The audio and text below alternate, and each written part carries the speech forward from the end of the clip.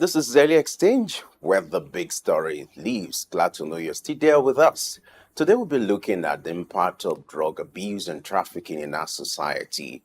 According to statistics released by the World Health Organization, over 3 million deaths have been recorded annually attributed to the issue of alcohol consumption and other substances. It is also on record that over 48 million Americans struggle with the use of alcohol. What will be the impact of this on our society, and how can this trend be curtailed in our society? Let's begin our business of shaping policy in this regard by bringing in our in-house guests. We're being joined by Dr. Idahosa Osamhanze. Glad you have you join us this morning. Femi, good morning. Blessing. Good morning, sir. Good I was Nigeria. expecting your slogan. Yeah. I didn't. All right.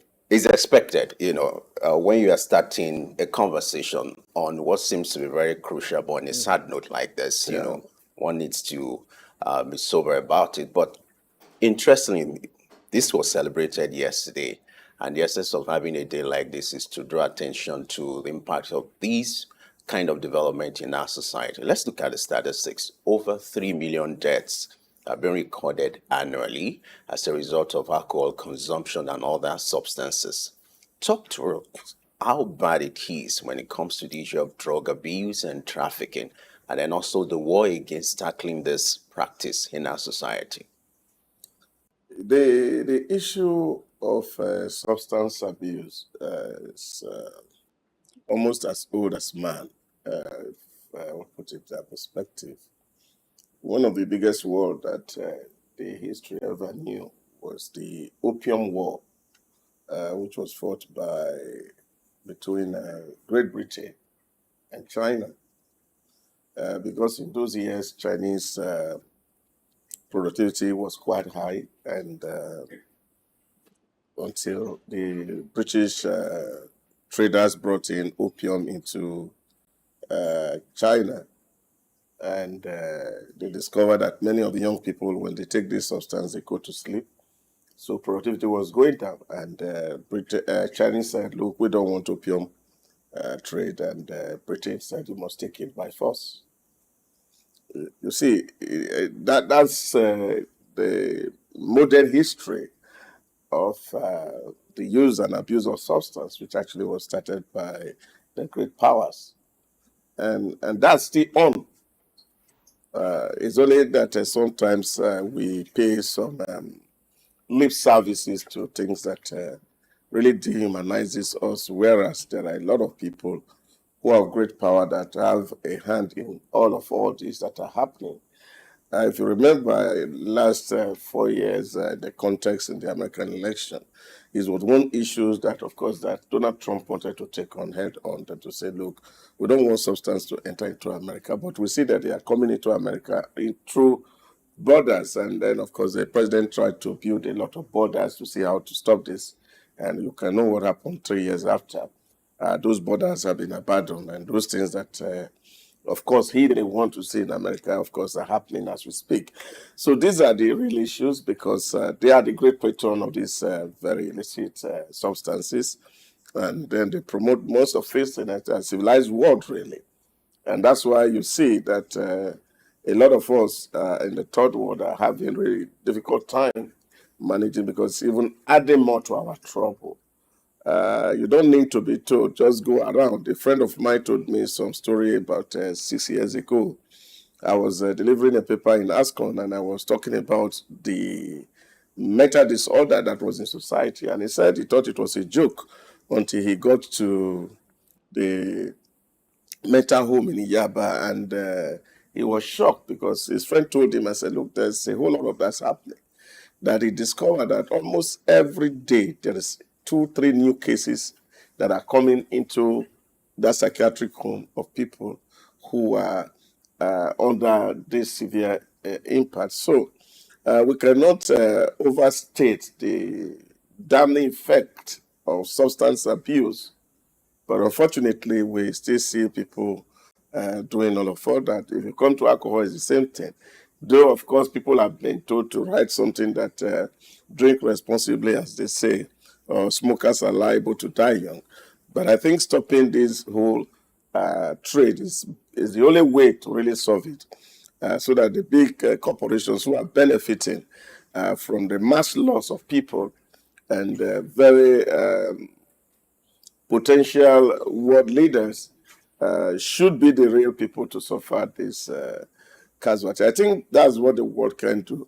Let there be a protocol. As we say, there's no harm. Let us also there's no to some of these substances, and then of course we can see how to contain all these deaths and the waste of lives that is accompanying abuse of substance. All right. In 2021 alone, about 296 million people within the ages of 15 to 64 use psychoactive drugs, and about 219 million people globally have used cannabis, which is the most commonly abused drug. Now, looking at the number of people that take to drug, can we begin to look at the reasons people would take to drug use? Well, there are a whole lot of psychological reasons that can be advanced for that, why people have to resort to abuse of substance. Yeah, but fundamentally, it is because the trade is terribly lucrative. Is this about a trade? Oh, yes. Or about a need? It's not a need, it's a trade. It's lucrative. But people are not forced to buy it. Yeah, of course, you may not be forced to buy. You see, when you look at the psychology of a man, and what you see is that the people want to do things that are trending, really. So drug abuse trends. It's a trend. How? You see, people tell you they go out and they take some things, how it makes them feel. And then, of course, subliminally, this is communicated to the heart of people. And like they say in elementary biology or agriculture, in photosynthesis, plant grows toward light. And the tendency of every human is actually to try things that, of course, is forbidden. Why is that? Yeah, but that's our nature. And if you put theology into it, you say, oh, man is a fallen creature. Is it to try things that are forbidden? Yeah. Or man is adventurous to try what he has not experienced before? You are talking about adventure. It's not really an adventure, so to speak. It's to say that you can try that out in the home and with your children. The day you start to hide the remote of your TV, you find that they'll be doing a lot of things to go and find it out. Could that but be if you put it on the table, you call it curiosity, but it's just the nature of man wired to break laws. That's why in our DNA, because in that fallen nature, sin become like a first nature for us. Doing what is right is like a second nature. It's just a plant. If you plant it here, it doesn't know whether there's light. Once light comes, it will start to teach toward where light is. So once man is born, the very first thing is to see that this man is teaching to things that are prohibited, things that are not legal, things that are not lawful, because man by nature is sinful. You can't take that away. So you don't call it, decorate it with good work and say it's curiosity. That's spiritual. There's scientific analysis to back this belief. Yeah, but this is... There's what you call what is science? Science is observation. I'm not talking about spirituality. You just look at it. Who teaches a little born baby how to do things that are evil? Which school do they go to? What science do you need? You don't need science about that. People are born with a nature. And then, of course, it is the seed of the nature that, of course, determine how they operate in their society. So when you are looking at a child who is born today, and that child is already carrying a nature to do what is wrong. And that's why even in psychology today, they talk about a man born tabula rasa, that they acquire a lot of things from society. But the real truth of the matter is that there's an innate gene in people. If we believe the science of genetics, then of course you know that these are transmutation of things that happen from parent to children, and this happens. So what you see here is that people are naturally tilted toward evil. So it takes the spirituality to bring them from evil to what is good. And this is what it is. So when you look at all these issues that we're talking about, you check out the morality around people who abuse substance. You can't speak spirituality in it. There's no morality around them. So this is a problem. The lucrativeness of the job is even the problem. And that's why you can see people swallow this substance. And some of them afford to excrete them at the airport and the rest of it. So it's to tell you because they have a little substance and it's causing so much. Now the question is, who's buying these things?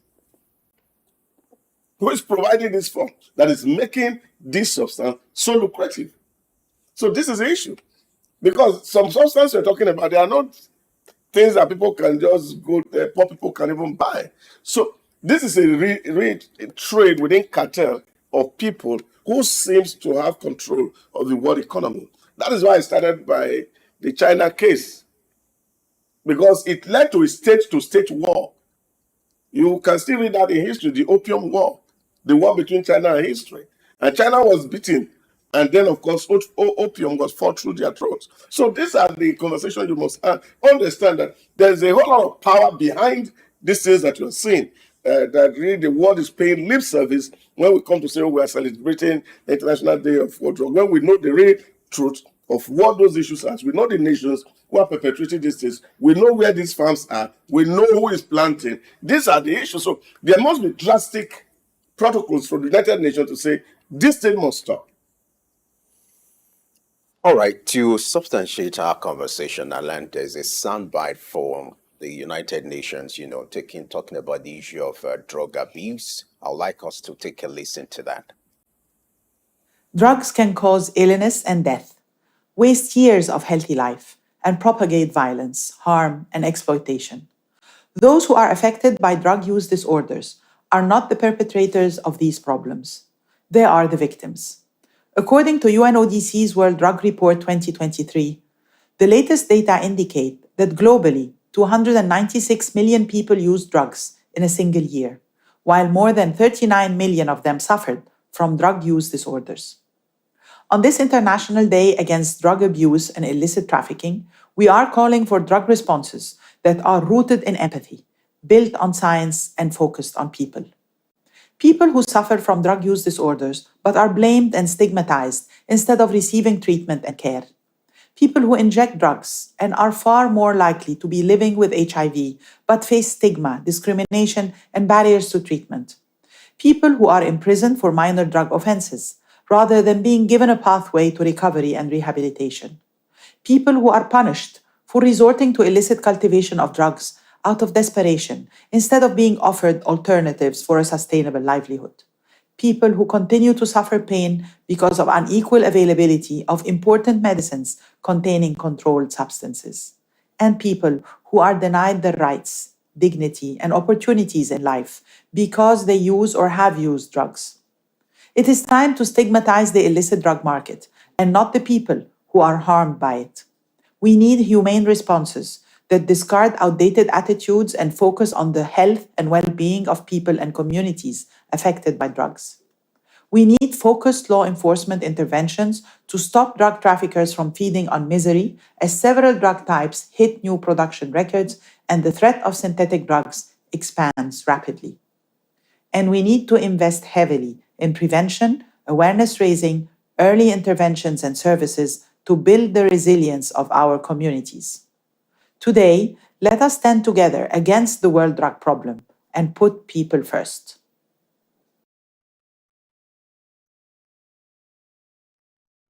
All right, that's the soundbite from the Executive Director of United Nations, which is drawing attention to the need to stand up for people who are being stigmatized. She talked about the issue of stigmatization in the society.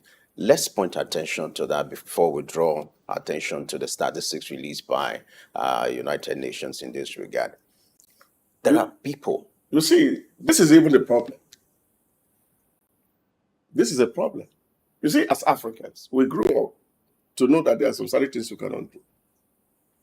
And when you do them, there are severe sanctions that comes with those misbehaviors. And that was what created some sense of semblance for African people. So there are some certain things you cannot think about doing. When you glamorize Societal failure. You see, because like they say, if you give bribe and you take bribe, you are same offender. So the man who is patronizing drug and the one who is producing drug, they are same people. Yes, we need to speak to their consciences. But when you say, oh, we are stigmatizing them because they are drug people, we must find a way to integrate them into society. I can tell you, the thing you tolerate tomorrow will become today become a lifestyle tomorrow. Could that be because the thinking here is that society often push back those who use drug, particularly when they become dependent and begin to exhibit several misbehaviors, that the attention should be more focused, the stigmatization should go to the drug marketers rather than those who are lured into the use of drugs? You see, the challenge really is poor parenting. I'll go to the heart of these issues. When children are born and they don't have a self-worth, and the definition of who is self is, and we see all of this around today, and people call it, whether you call it whatever name, you see a child who is born and not well raised. This child cannot have his identity. So he's always looking like being somebody else. So when you look at the way society grows and the things we glamorize in society, in decency, we put all our energy to support things that are indecent. What that only creates is that it raises up an army of people who think that that thing that we are trying to protect or defend, as it were, is what is the right. So we started it with people with alternative lifestyle, and this is what we have gotten. Now there are nations that are being forced to even make law to protect them. So very soon we'll be making law to protect people who are smoking. These are the issues. Call a spade a spade. What is the spade here? That is a bad behavior, and they should not be tolerated in society. And once you take very hard stance against some of all these things, you don't see them happen. This is why you will see it in Asia happen. You can check the statistics. That is not as bad in Asia as it is in the West. Because it's indulgence that is creating what we are talking about and the situation we find in our hand right today.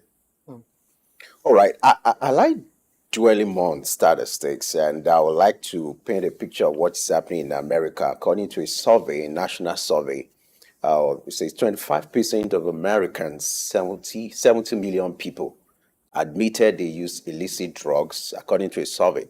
And then 48.7 million people nationwide struggle with substance abuse.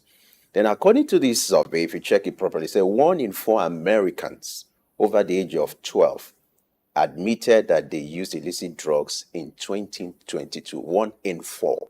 That's what I'm saying. Go and check the same statistics in China. Now the question is, this is the point. The indulgence is in the West. So when I'm talking about West, I'm talking about both Europe and America. That's where the indulgence is. And that's where you find a whole lot of people getting involved in these things. This is where the trade is happening. Because they are the one who have the buying power, really. And of course, they are dragging a whole lot of nations into it, and people are pursuing that same agenda. There are a lot of people that the world can actually isolate. The way we are treating people who are, for example, doing coup, anti-democracy elements are treated. I think that's the way people who, both manufacturers and those who are consuming, should be treated. That's what the point I'm making to you. That this is because this thing is tolerated. We treat it with kid's glove. And we're hoping that it will go away someday by merely speaking English. It can't go away. It will fester until people take a hard stance against some of these things. And this is one of the issues that is even with us, and this is you find it that a lot of people are saying that there's no motivation for people to do what is right. No motivation. The only motivation you see in our society today is people supporting things that are morally reprehensible to society. That's what you see. So when you see somebody and say, oh, because he has done drug and he has made money, he's venerated. All right. So everybody is trying to take to that route. So this is a problem. So once you see that we isolate them and treat them like lepers, it will not fester so long, because they know that society hates this kind of behavior. Because the real truth of the matter is that drug is destroying the economy of the world globally. All right. Apart from the business angle, I heard you, which is the fact that drug business could be lucrative. But let's look at other social issues that could be fueling this. If you have 1 in 4 Americans who have admitted, people who are below age 12 who are admitted to have done this, according to survey done in 2022, what does that suggest to you about the trend in the society? So let's look at the societal influence, the psychological behaviors that could also be influencing the use of drugs, apart from the business side. So this is what I'm saying to you. If you take the American society, for example, sociologically speaking, you find that the state has taken the place of the family. So, state protecting the children against parental discipline. That's what is happening in America. So, when you look at the sociology of the West, you as a father, you don't have a child to correct your child, because your child can call police for you. And then, of course, the state can come and take that child away from you and say, oh, you are not responsible enough. It might not be outrightly not to correct, but it's the approach to the correction. Yeah, but you see, whatever approach it is, that anyhow you want to paint the picture, if you make your child more powerful than you as a father or as a parent, you know what that means? It is that you have empowered that child to become rebellious. So what you are seeing breeded in the Western country are rebellious people. And that is why you are seeing this issue of opening of gates and having people to come to build their society, because their own children now, they can't go to school, especially in America. Many of them are not ready to work anymore. So you need a whole lot of people to fill up that space.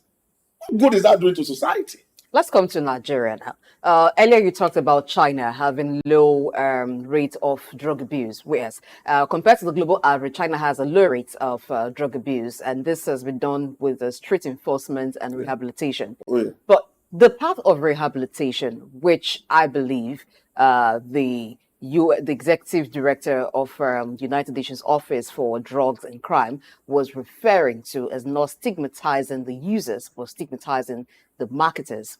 Now, coming to Nigeria, about 14 million Nigerians between the ages of 15 to 64 have used drug over the past year. So in Nigeria, drug abuse is a significant problem. Oh, yeah. And cannabis, like I mentioned earlier, is the most common abuse drug. The ease of access to these drugs and also the societal conditions.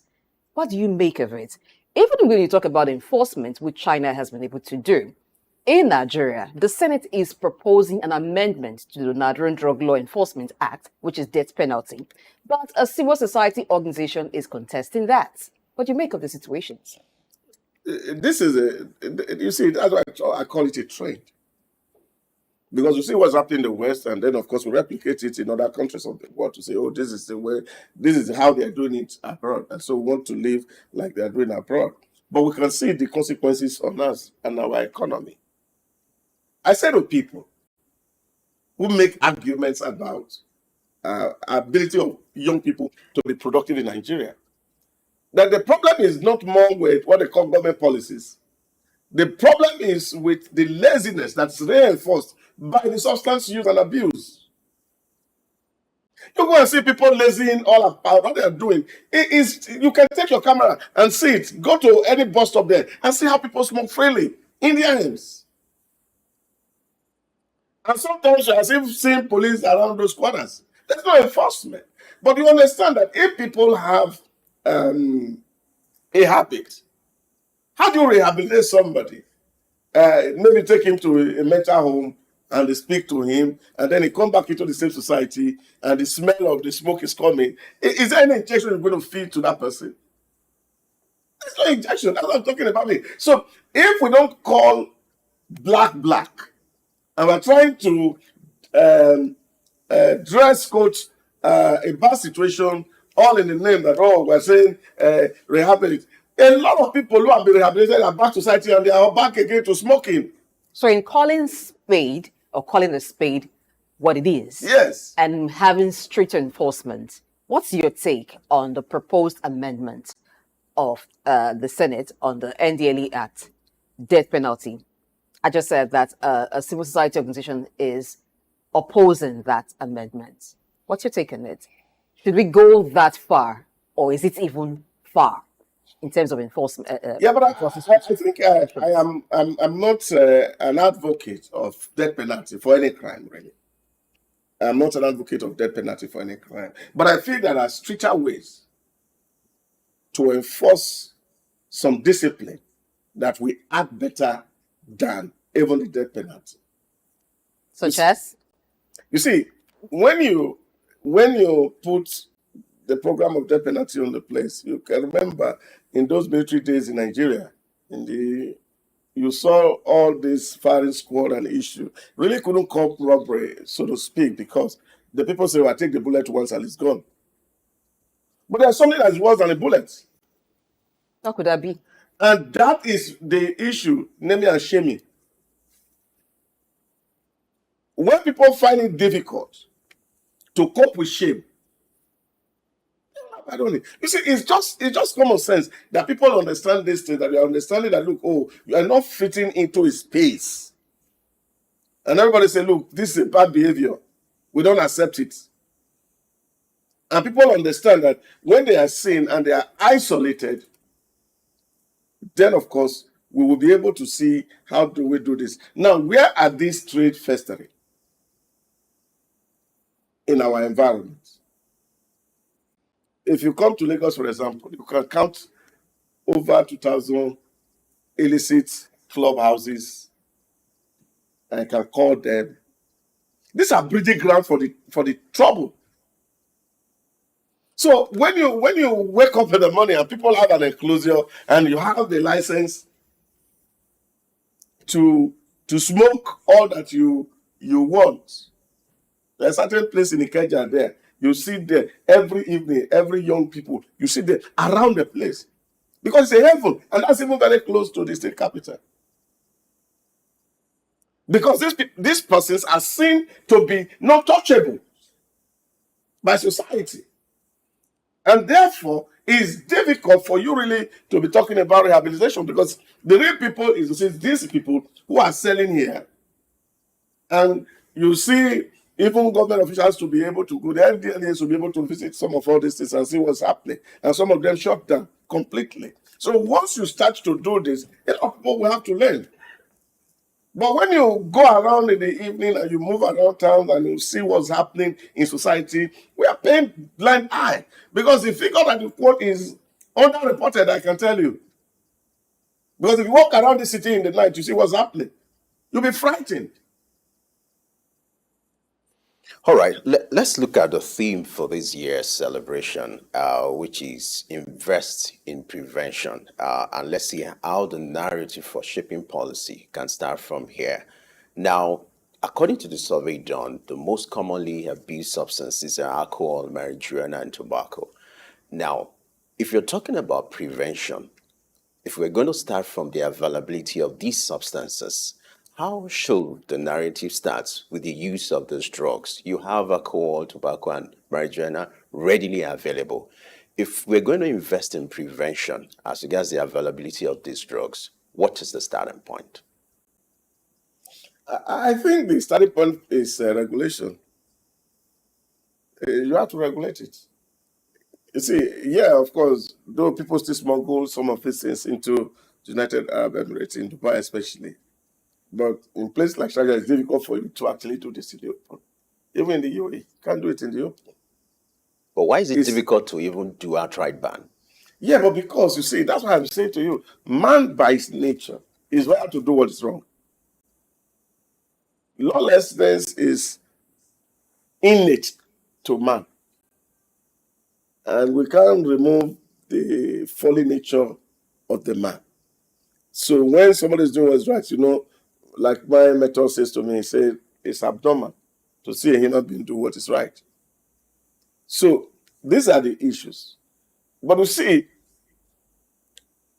if you look at advertising and campaign, for example, why do we use personalities to drive brand? It's because they command huge respect, Sabi. So that is it. Now, you look at some people who society celebrates today and look at their lifestyle. They are the same set of people.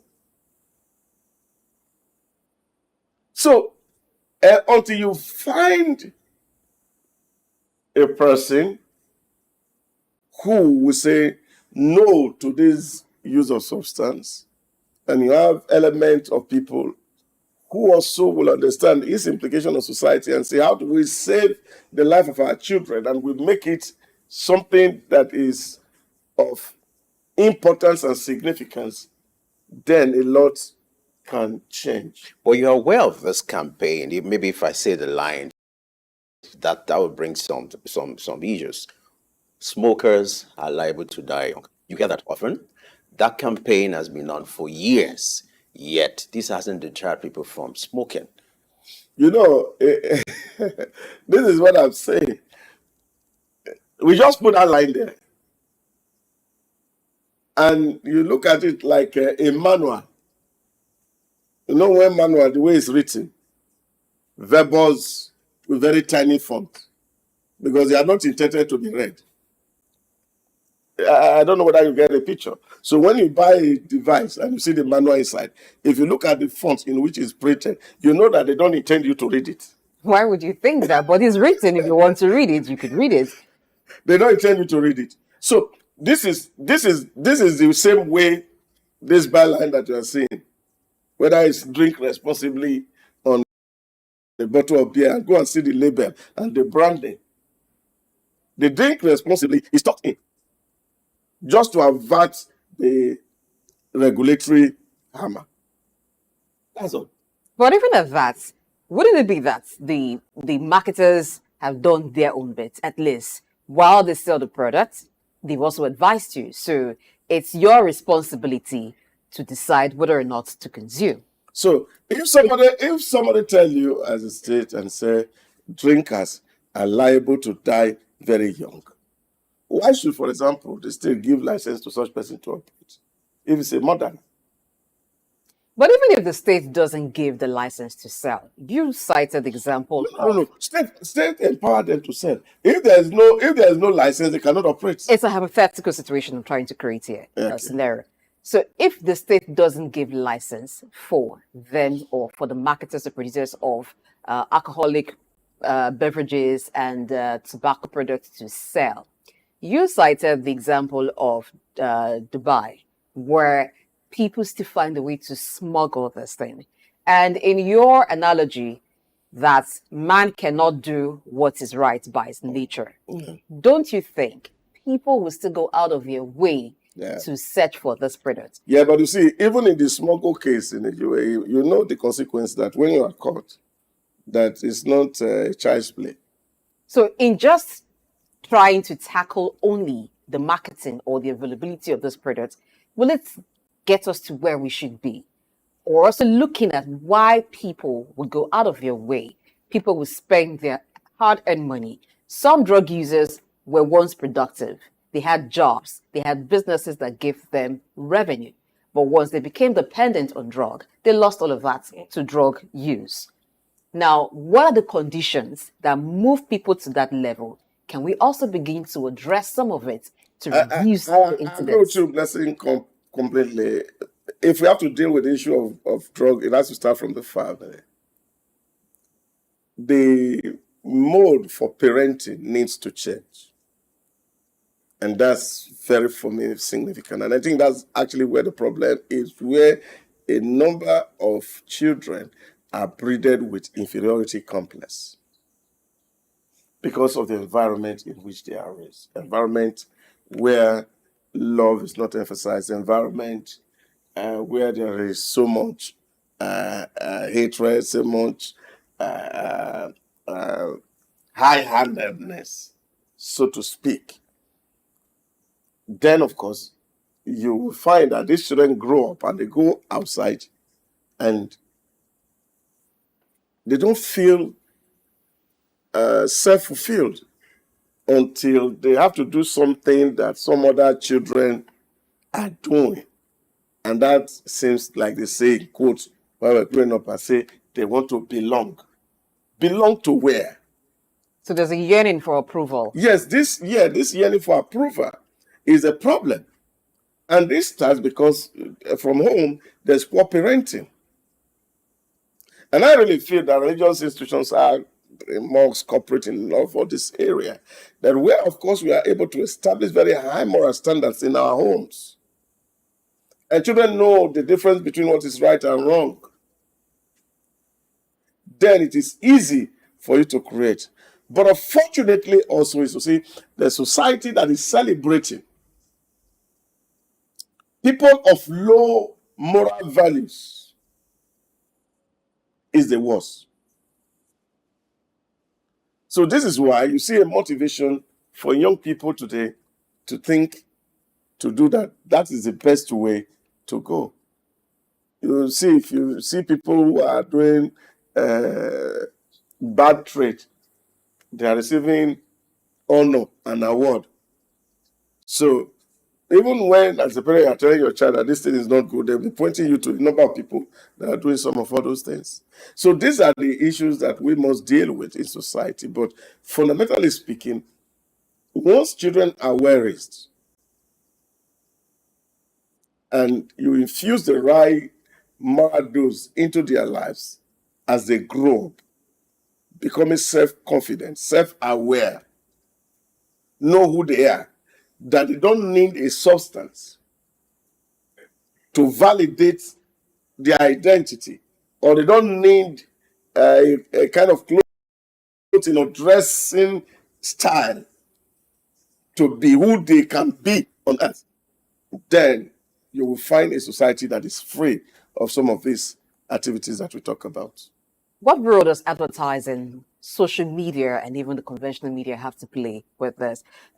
Sometimes some parents do try to do all that they can, but you understand that the world is a global village, so there is influence from all those We know factors. that the world is a global village. Advertising is happening everywhere. Social media is everywhere. But I see what happens is also, that's where, of course, the role of society also come in to say what's allowable within our space. What are the things that cannot corrupt the mind of younger people who are vulnerable? So society set the standard by making requisite law and ensure that those who have the responsibility to enforcing these laws are doing exact same. So that's where we will be able to say, oh, well, we are looking toward a society that will be free. But see, as long as we continue to validate people who are morally bankrupt and celebrate them to high heavens, it will be very difficult to really raise child in that kind of an environment. Even to the issue of morality, that's a debatable subject, because to some persons, what one class of people or one group of people consider moral might not even, or immoral, might not mean a big deal to them. So how do we even gauge what morality should be? You see, the relativism that humanism has brought into the world cannot define morality or what is true or what is wrong. So I used to have a friend, and he used to drink, and he drinks a lot. And every time he come and we talk about it and say, oh, but you see, scripture says you can drink and all of that. And I said to him one day, really, can you really tell me why you drink? And when we had that conversation, after like 20 minutes, he says to me, wait, I really didn't like the taste of beer. You see, what is wrong is wrong. You see, once you don't call wrong wrong and are saying, oh, things are relative by the liberal agenda, we get ourselves into trouble, and that is why the world is in turmoil today. We have over-democratized things that should not be democratized. Why will the standard for right and wrong? Don't we know what is right? Don't we know what is wrong? That you are drinking something that will kill you, you say it's right. How can that be debatable? There's no debate about it.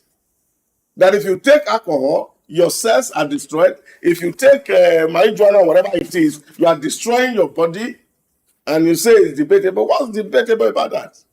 It's wrong, it's wrong.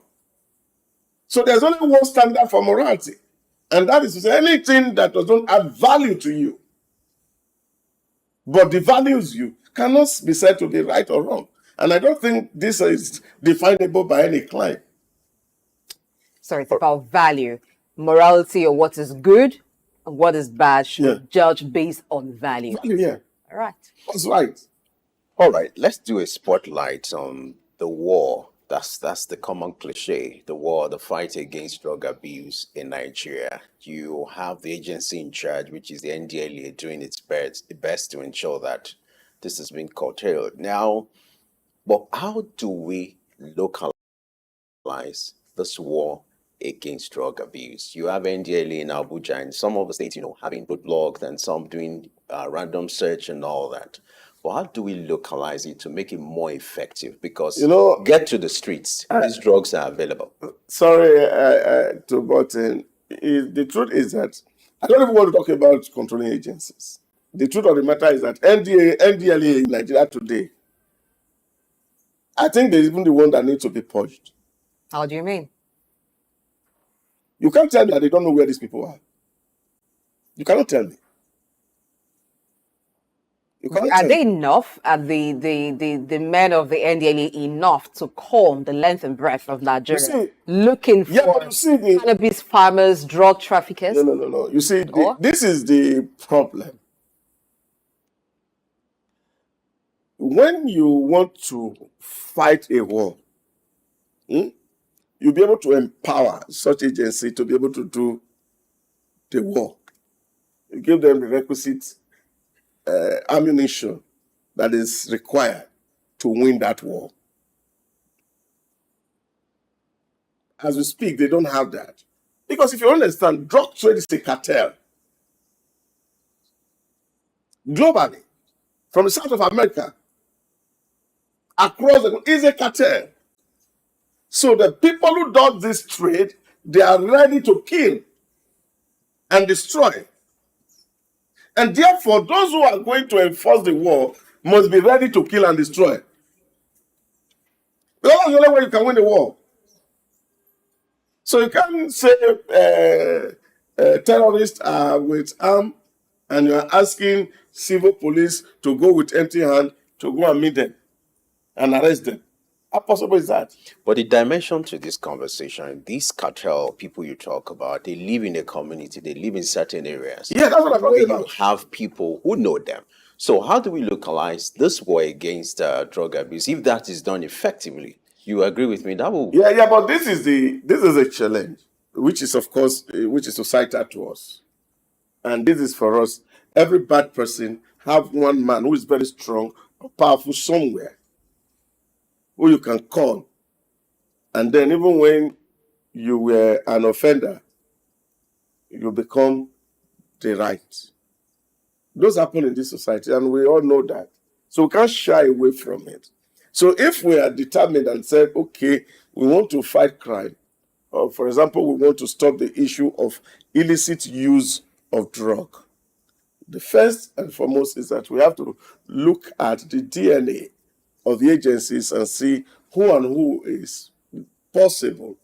Because like I said to you, drug trade is lucrative. And these people settle in millions and billions. An agency that you are not paying well can easily themselves be enticed. So these are the issues. So you really trying to say you want to fight, You're just paying some people's salary, but the trade is still booming. But when you have somebody who has authority and really say, we want to deal with this issue, there are a lot of people that we can use to do practical example, like yesterday. And when you do that, it will send a signal to the entire society that is a no-no to drug trade. While we'll talk about the prevention, let's also remember there are some who have been victims already of drug abuse, and some of them are still on the streets, becoming or posing security threats to other persons because some of them have become dependent, and so they must get money one way or the other to further the abuse. What can be done to help these people, rehabilitate them, and possibly reintegrate them into society? Yeah, I really feel that also that we have enough resource to actually mobilize these people out of those habits, just like they do elsewhere with prisoners. You take them into custody and not just put them there for putting them there sake. You make them become productive and separate them from the environment that allows for those kind of behavior to persist. So if you see people who are drug related and can put them out into a confinement, for example, like we have remand homes around in Lagos, and you put them to rehabilitate them. And daily somebody talks to them and ensure that nobody comes in there, and they are given work to do daily, and they are given food to eat by virtue of what they produce by the day. It will stop. When you see prisoner in the advanced society, what they use in feeding themselves, they are the one working it. So it's not coming from government. Some of them are taken to the factory to work, and they are paid minimum wage. Some of them go to farm to work.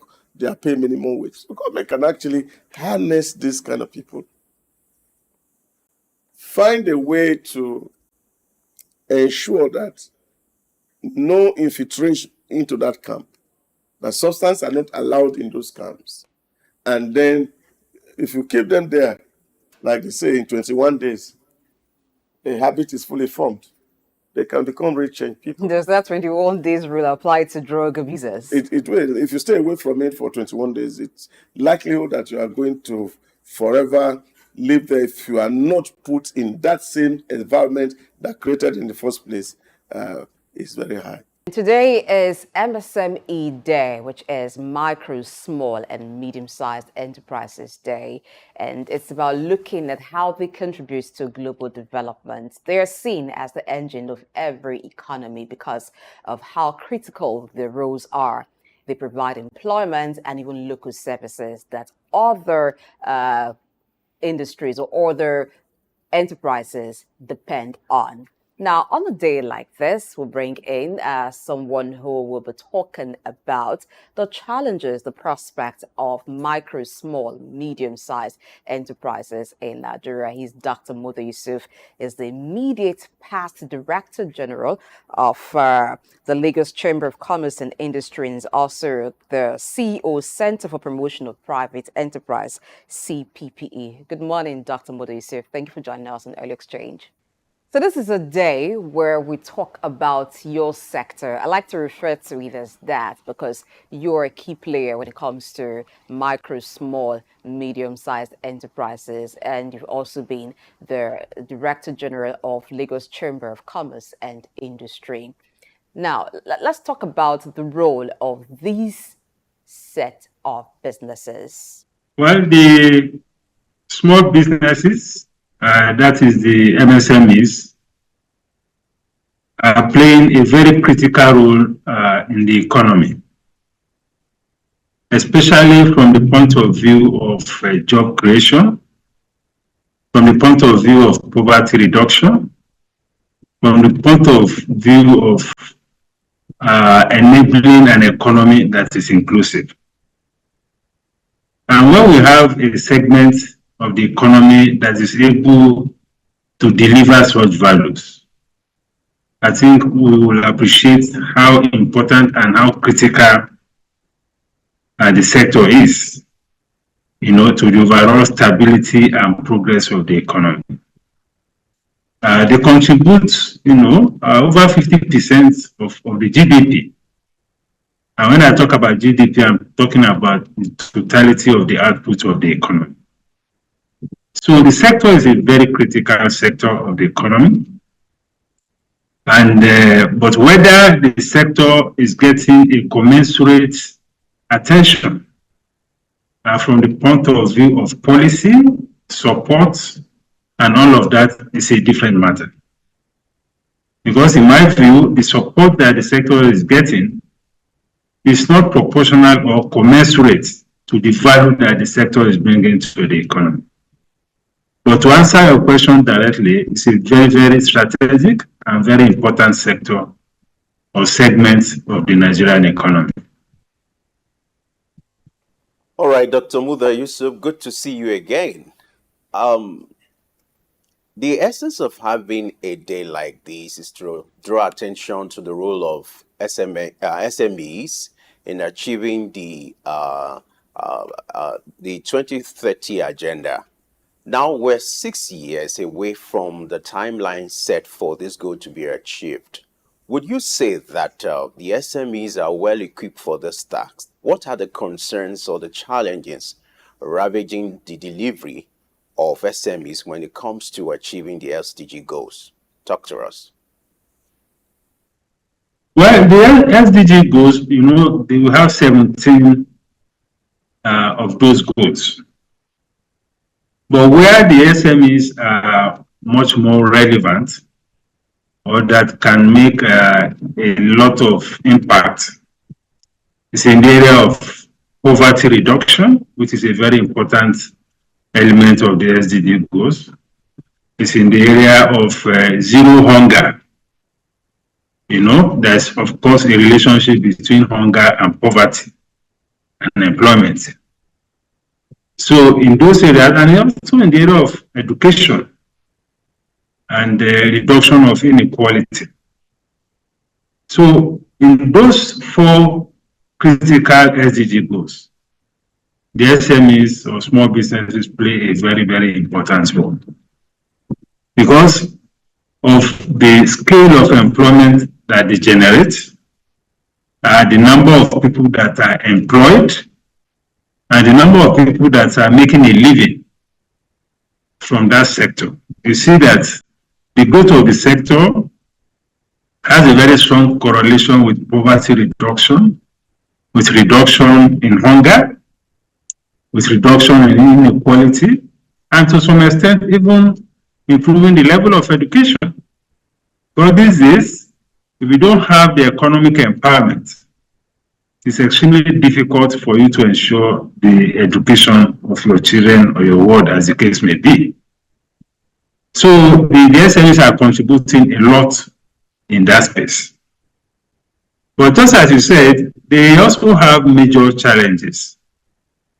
Right now, the mortality rate for small businesses is extremely high. And when I talk about mortality rate, I'm talking about the rate at which they die off or they collapse.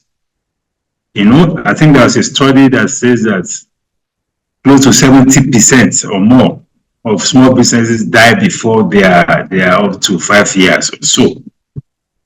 So a lot of mortality instances occur at the SME level. And these things happen as a result of a number of factors. First is what we call the macroeconomic factors. And when I talk about macroeconomic factors, I'm talking about things like inflation, the rate at which prices are skyrocketing. I'm talking about things like the exchange rate, because the economy is highly sensitive to developments in the exchange rate of foreign exchange environment. I'm talking about things like, of course, these are structural issues now. We are talking about things like the energy situation, for instance, logistics, the logistics environment, how easily can they move their products or raw materials from one point to the other. I'm also talking about issues of institutions. That is also very critical, because the institutional environment, the regulatory environment can be very burdensome to businesses. You know, a lot of them complain about too many institutions coming after them. They complain about too many taxes that they have to pay. They complain about the cost of energy, especially now that we had the subsidy removal. And shortly after that, we have this electricity tariff hike. You know, so the energy situation is a very, very big issue for many of them, especially for those of them that are in production. Because in production, you need a lot of energy. So when your cost is going up and your consumers are not ready to pay more, then you have a very big challenge. So the issue of, you know, the purchasing power by the populace or by the consumers is also a very big issue. Because if you produce, you want to sell. And if people are not buying and your costs are going up, these are forced many businesses to fold up. Then some of them have, or many of them in fact, have issues with credit. You know, access to credit in our conventional banks is a very big issue. Many of them don't have what it takes, particularly this issue of collateral, you know, to be able to access bank loans. And this has forced many of them to be patronizing all manner of, you know, lenders in the financial space. Some of them in the formal sector, some of them in the informal sector, and they pay outrageous interest rates. Some pay as high as 10% per month, some pay as high as 5% per month. Microfinance banks, their cost of credit is also extremely high. So these are some of the issues that the MSMEs are facing. And when we talk about development, we talk about poverty reduction, we talk about, you know, ensuring social stability. The best channel to ensure that is through these small businesses. It's not so much through palliatives and things like that. It's by identifying these critical bottlenecks, these critical challenges that they face. And the government, you know, tries to provide solution to those problems. So the challenges are enormous, and many of them are still struggling, because as I said, the mortality rate is still very high. So I think the responsibility we have as citizens is to continue to prevail on government to ensure that these challenges, these bottlenecks are mitigated or minimized as much as possible. All right. Talking about the number of MSMEs in Nigeria, as of 2017, the number of MSMEs in Nigeria stood at over 41 million. Now, in 2020, that dropped to around 39.65 million. In terms of geographical spread, Lagos State has the highest number of enterprises across all classes, followed by Katsina, Rivers, and then Kaduna State. Now, looking at location, what role does it play in terms of survival for MSMEs? Well, the spread is a function to a large extent of the population. It's a function of how enterprising the people are. Lagos has a population of over 20 number and the population in each of the geographical locations. But in terms of the role it plays, well, generally the roles are the same. Whether it's in Lagos, whether it's in Onitsha, whether it's in Port Harcourt, whether it's in Katsina, the roles are the same. The roles is about creating employment. It's about getting people engaged. It's about building an economy that is inclusive. It's about easing poverty. It's about ensuring social stability. Because when you have a lot more people engaged, you know, the risk of crime, the risk of insecurity and things like that will be minimal. If you look at the sections of the country where we have all this insecurity problem and all of that, this unemployment, joblessness and things like that, it's a big factor. In many of these locations, they have had all manner of issues. which has now degenerated into insecurity. So the presence of the SMEs and the degree to which they are thriving also helps to ensure better security environment. In areas where we have this problem of insecurity, the level of unemployment there has been extremely high. The level of poverty has also been extremely high. All right. I think we're having some internet glitch there. Okay. Yeah, Dr. Muda Yusuf was trying to talk about some of the challenges being faced by MSMEs. One of the roles expected of this sector is to also ensure to create employment as regards achieving SDG goal number 8, which is poverty eradication and also creating employment. Now, it's been estimated that about 600 million jobs will be needed by the year 2030 to absorb the growing number of unemployment globally. The world is in need of 600 million jobs. That's according to a survey done by the UN. Now, if SME is being positioned to achieve this kind of target or to play a role in achieving this target, you agree with me that they need some kind of support or empowerment for them to be able to solve this problem. But here is a situation where the problem solver is also dealing with problems, So who solves the problem at the end of the day? And that makes it challenging. And that's what Dr. Muda Yusuf is trying to talk about, talking about the business environment, the operating environment. You're aware that for these SMEs to be able to play these roles, they need access to finance.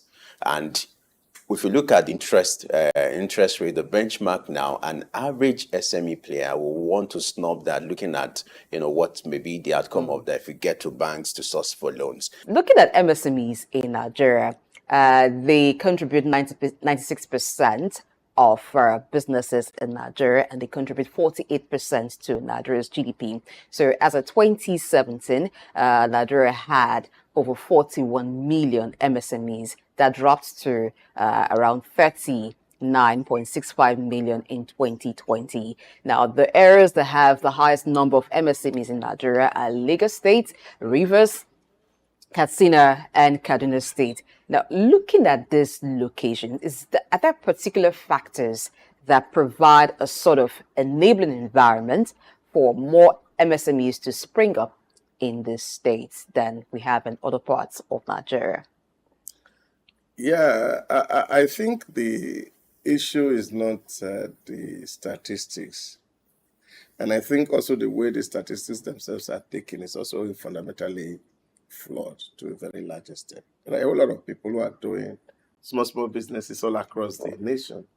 If it were only festering in Lagos, Port Harcourt, and maybe Kano, then of course the problem in our hand would have been very, very huge. You see, the problem we have in terms of gathering data is to see how do we classify our data so that we'll be able to say who we are talking about. And because if you go to my village, for example, there are a lot of people who are doing medium businesses, small-scale businesses. But the statistics didn't say they don't exist. It only said this state has the highest number of MSMEs. Yeah, but what I'm saying is that in those states that we are even ignored, because we have not taken a census of who is doing what in those areas, it is very, very difficult to really say what the number is generally. That, for me, is that because a whole lot of people thrive on these small businesses. You go to the remotest village, they may not be doing selling plants here. There are even small farm holders who are doing farm for business. You go to Niger State, you go and see a whole lot of people are doing. If you go to Benue State, you see a whole lot of people are doing it. Go to everywhere, people are just self-employed. So to really tell you that if we have to do the calculation right, I don't think that MSMEs in Nigeria are contributing just 48% to our GDP. It can be over half of the GDP of this nation. And I can be very sure of that. In terms of employment, of course, it's the largest employer of labor all across the globe. And globally, even the global average, MSMEs are contributing about 60% to GDP globally. So I think the story is not different from Nigeria, honestly speaking. Yeah, but that said, is that there's a whole lot of prospects in Nigeria. There are so many things that has not been tried. So we have room for expansion. There's a room for building a viral MSME in Nigeria. But you understand that business is a culture, and that needs to be taught. Many people are not wired to do business. And of course, you can't find those education in the four walls of our educational institutions, whether at primary or secondary or tertiary level. So you are given basic theories, but the real skills on how to drive a business seems also to be missing in the environment. So apart from what Dr. Muda has said about the macroeconomic environment and space that is very hostile as we speak, because number one, taxes are bad, and some of them, like even Ayodele has said, the informal taxes are worse off than the state-owned taxes, especially the crude ways in which these taxes are collected. Some of these people are dehumanized to take money from them, whether they sell or they don't sell. So that happens a lot. Now, you have the bank rate, lending rate, which is suicidal at 26.25%. That's suicidal. No business can thrive. Then, of course, you're also having the exchange rate instability, where we are relying so heavily on a lot of things that are coming in from the outside.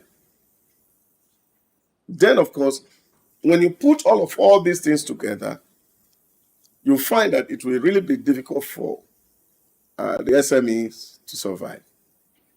But yet there's still some hope.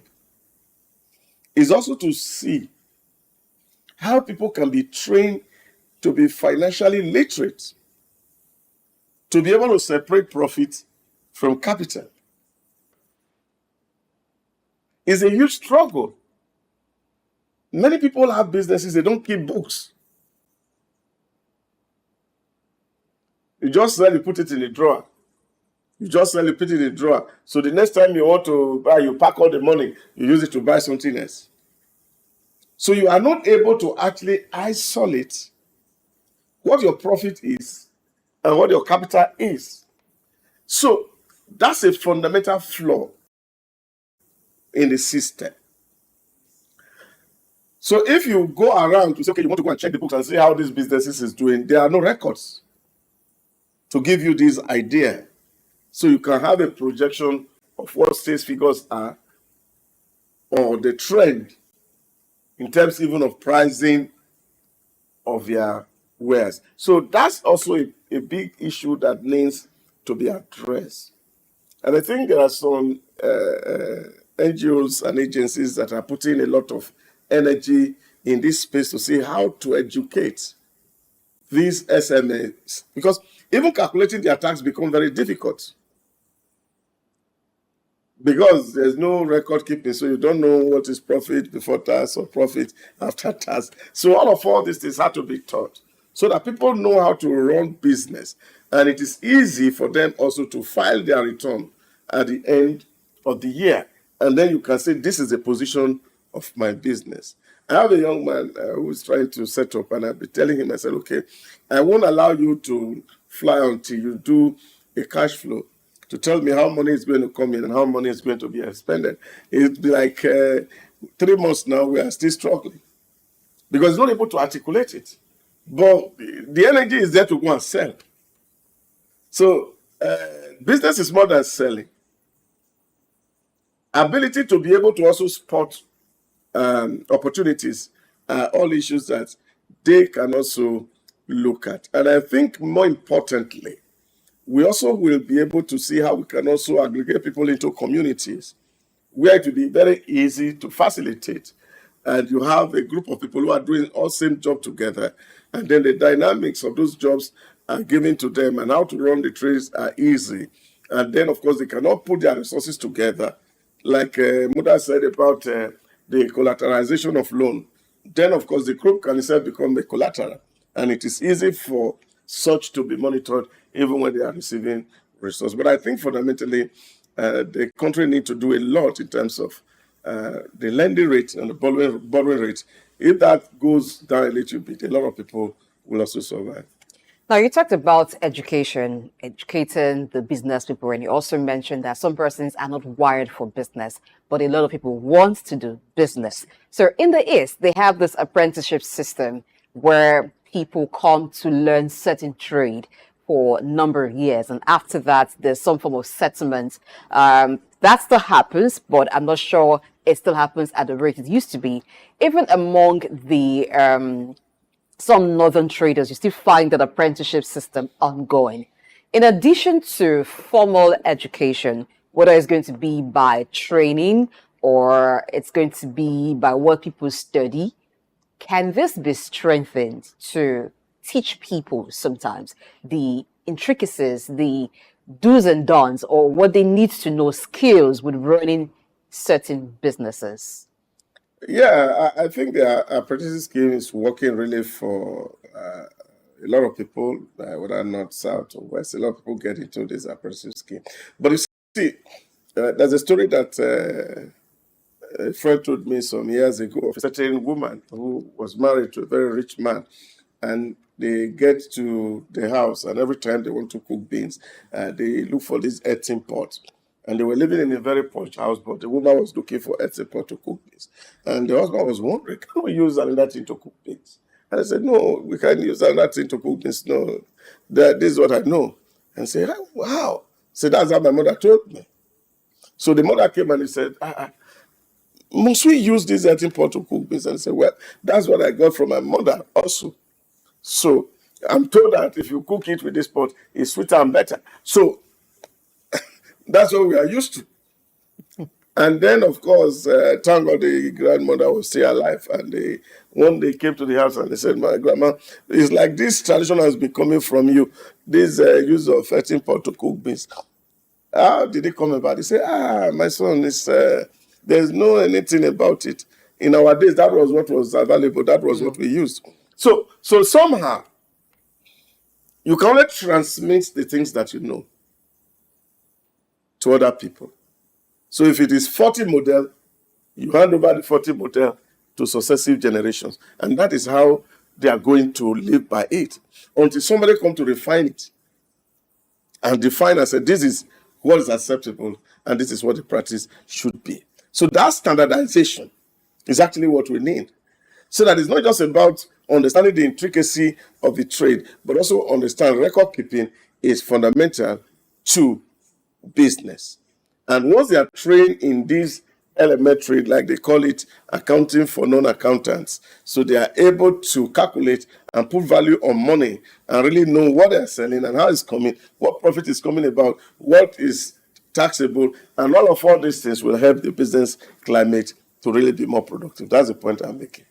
I like the fact that you raised something crucial because that's the reality here. If you look at most of the MSMEs here, they are likely not formalized. You have, Basiria who is in front of his house selling groundnut. And I don't think... Is that your groundnut plug?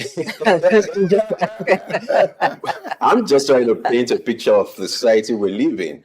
And you wouldn't expect that person to do business registration. So that poses a challenge. Now, what are these issues about poverty, illiteracy, as regards not helping the SMEs to be positioned in achieving the SDG goals? And how can this be tackled? You're aware of what is playing out in China, the kind of orientation for small business players. You're also aware that most of them belong to the informal sector, whereby this has been of a challenge. Organized informal sector. In fact, you have associations. They have associations, which is for them as a way to create an umbrella for them. That's just looking like it's not formalized. So how do we achieve a proper structure? I think that is exactly where we really need to get to in this part of the world. We need to get to that point where people are given basic education on the things that they need to do. And that's also very important. You see, career pursuit in Africa has been a very big issue, so to speak. And this is because of the way we make choice. And I think it was Lee Kuan Yew that make fun of Africa when he visited Ghana in 1965. And he said that Kwame Nkrumah brought in a young man who had a first class in classics, and they celebrated him. And in his own mind, he was thinking that Africa should have been celebrating people in the area of agriculture, where they have a comparative cost advantage. So, you see, there are people who are naturally wired to sell. Sales is a gift. And it's the same with business. So when people are selling, they do it, it's a gift. Not everybody can sell.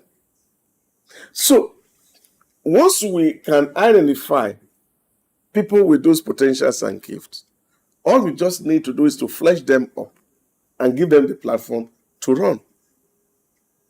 And then from time to time, also to expose what are the value chains in that particular category of sector, so that people can put in resources in those value chain, and then you create more businesses, and there's no too much, and I'm going to call it cutthroat competition, like we see in the market space. So somebody can be doing something small, somebody is doing something big.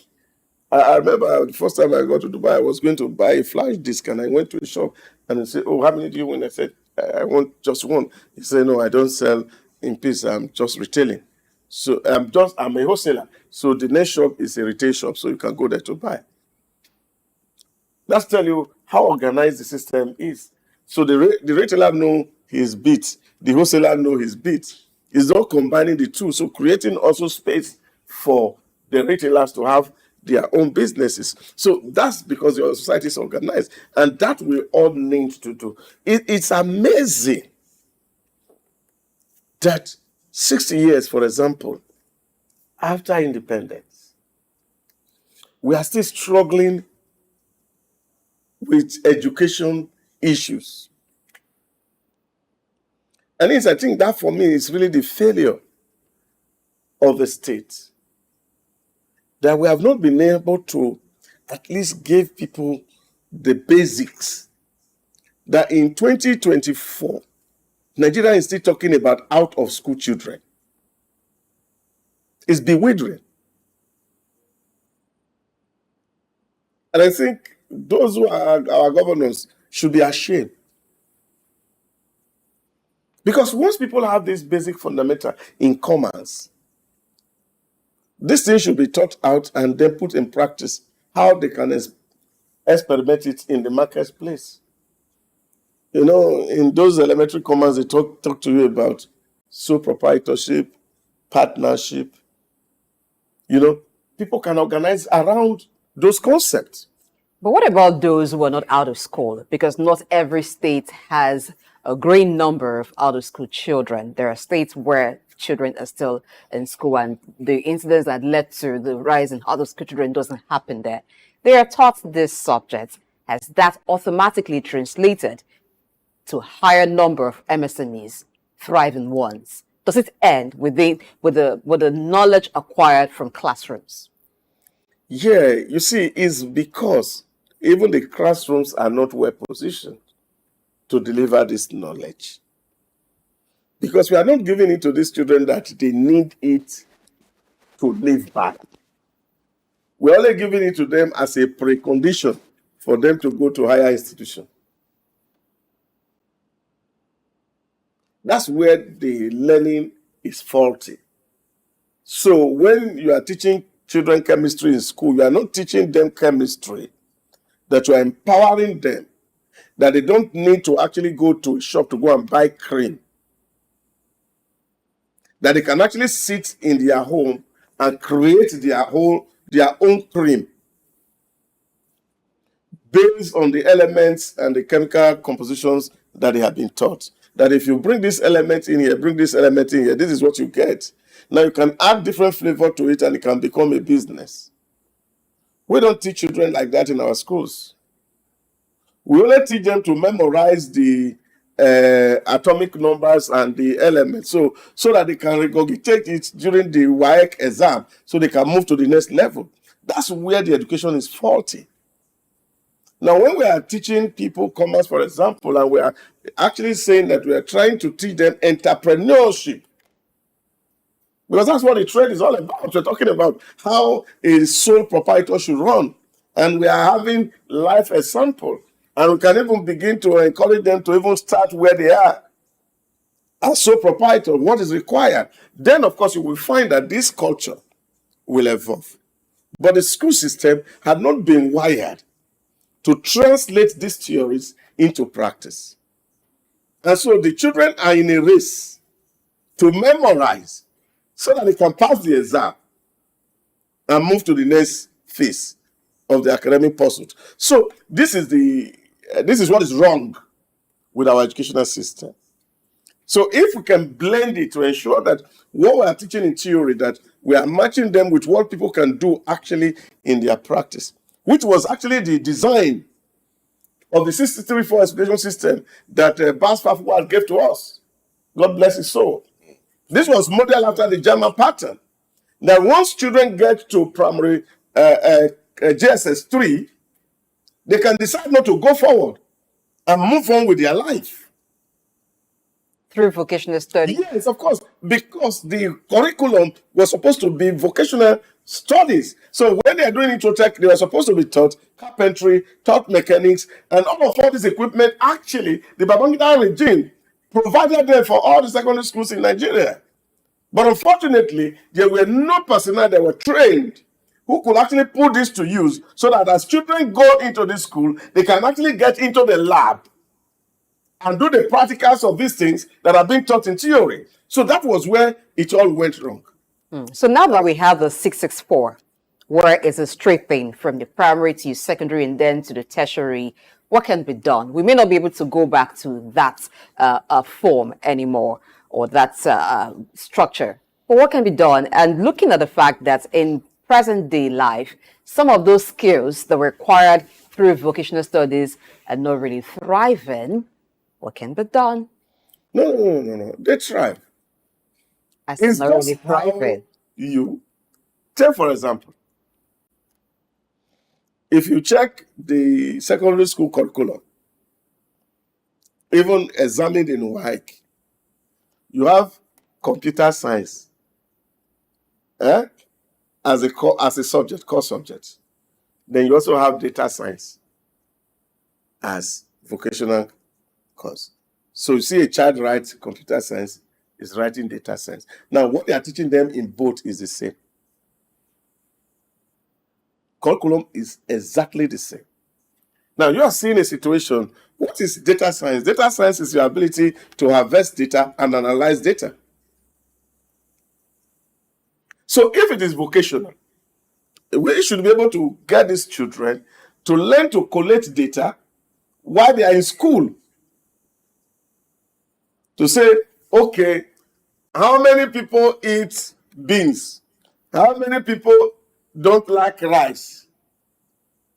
And then, of course, they go around their mates and circulate this paper, and then they bring it down to analyze. And then further not teaching them how to isolate this data, and then maybe probably impute them in an SPSS format or an Excel format to process the data to give you a percentage that this is what data science is all about. So now you've gotten to the point of the question. So you're talking about data in a digital world as compared to carpentry, as compared to hairdressing. No. And some other vocational skills. I just use one as an example. So what I'm saying is that if we teach the children the way we should train them, even carpentry. You take, for example, we're looking at vocational skills. We still go to Togo, for example, to go and get people to help us do woodwork, to help us do POP, and all of it, because they do it better than we are here.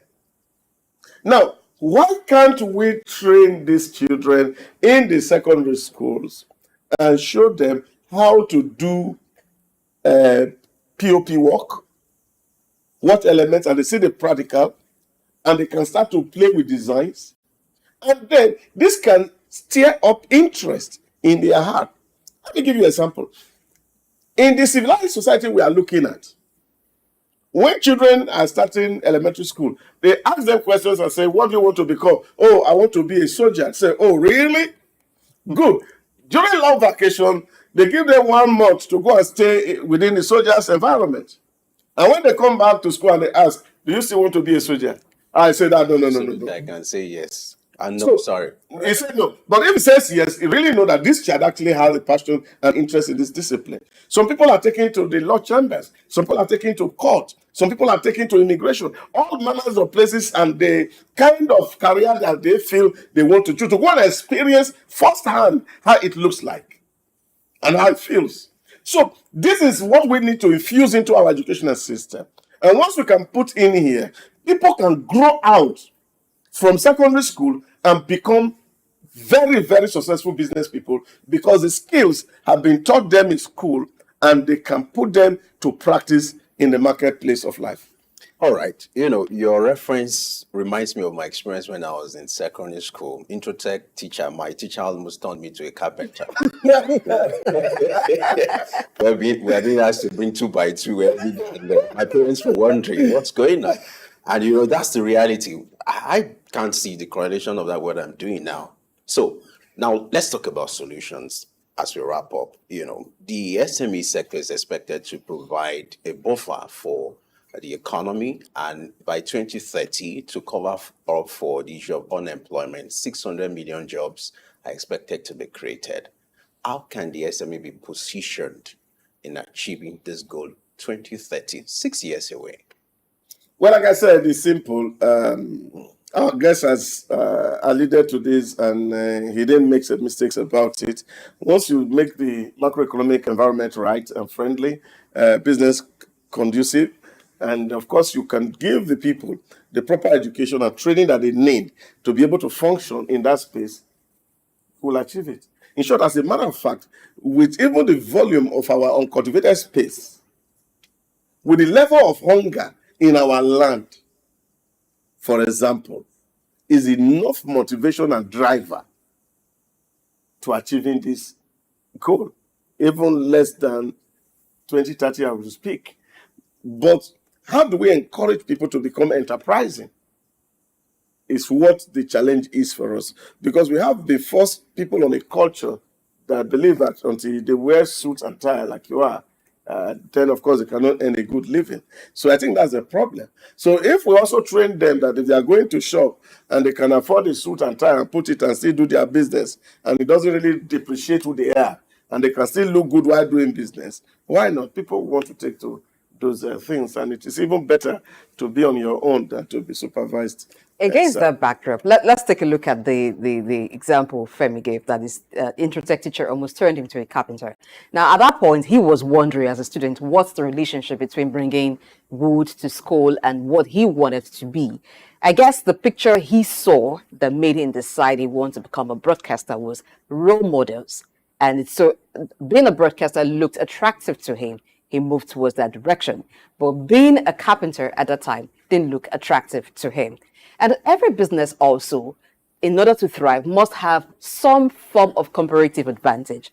In the way vocational studies or vocational education have been patterned in this country, do you think it gives those who go through such training some comparative advantage in their skill? You've mentioned those from Togo and Benin Republic in certain crafts. Perhaps there's a structure that's helped them refine that craft that makes it attractive and also give them some comparative advantage. Now, if we're talking about MSMEs not dying after a short while, what do we do to enable this training, give those who have been trained the comparative advantage and make it also attractive for people to want to go through it?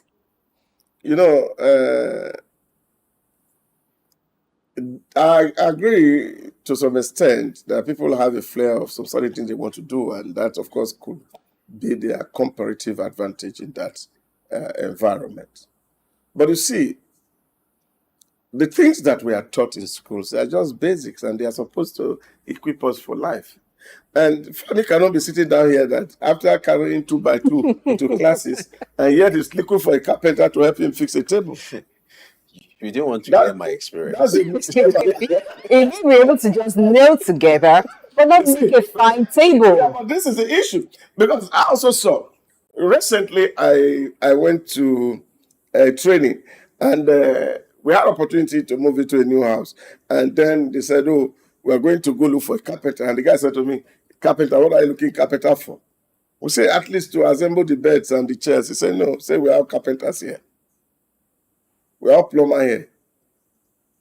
So it's to tell you that there are these small things that people are taking money from you for, that you actually can sit down and do it yourself. Some people don't go to tailor to sew clothes because they have a machine in their house. Even they are not doing it for a living. You see, for the flair of learning it in Introtech. Because you also remember they also ask you to bring needle and thread. So you would have learned something that become useful and valuable to your life. And I think that is what it's all about. That's what education is supposed to do, is also to prep us for a future that awaits us. So once we do it rightly, it doesn't matter which trade, whether it is a data, everybody cannot be a data scientist. We still need table to sit down. Are we going to sit on data? But modern tables that can sell, right? Yeah, but even the modern table is still wood to some extent and plastic. So it's not going to be data. We are not going to sit on computer. Computer have to sit on a table. So the number of computer that is built will mean equal and equivalent number of tables to sit the computer and the chairs. So this, of course, also afford people who are in the carpentry area that they need. So this is why we must dignify every form of trade. Whether it's carpentry, whether it's tailoring, whatever it is useful to society, and we all need them. All right, this is where we'll leave the discussion today. The point here that you could take from this conversation is that it's not enough for you to want to be a business person or a self-employed, as some put it on your status, CEO. Yes, we like that title a lot. You should know what you need to make your business, whether it is micro, small, medium-sized enterprise, make it thrive, live. Yes, we understand there are other factors that you may not have control over, but that which you have control of, which is your skill that you need to give your business some comparative advantage, you should hone it as best as possible, so that if you're a carpenter, for instance, when you come into the association of carpenters, you won't have someone's work outshining yours, and that means that you have a place in that market. Thank you so much, Dr. Idahosa Osamhanze, for being with us on the show today. It was my pleasure. It's also good to just say that if you want to be a CEO, then you must have a board of directors, and the company must have been incorporated. So a lot of people abuse that language, CEO, because I own a business and therefore I'm a CEO. So to be a CEO, the business had to be structured and directors had to be in place. So all of these educations are required. That's why you need to turn to SOUQ, and then you will get the best of this information that will drive your progress. All right, that's what we do here on El Exchange and in SOUQ News. We shape policy that concerns business, economy, and of course, development. Join us tomorrow, 8 a.m. West African time for another edition. I am Blessing Eichie. Follow us on all our social media platforms at SOUQ News TV, on Instagram, on Facebook, on YouTube, and of course, on X. You can also have access to previous editions of the show when you visit our YouTube channel at SOUQ News TV. Enjoy your day. Yes, indeed, you've heard that there's no excuse for idleness. Nature naturally forbids idleness. So whatever your hands find doing, do it well. Don't forget the conversation continues on our social media platform at SOUQ News TV. And any exchange will return tomorrow, bigger and better. I am Femi Ayodele. I'll see you tomorrow.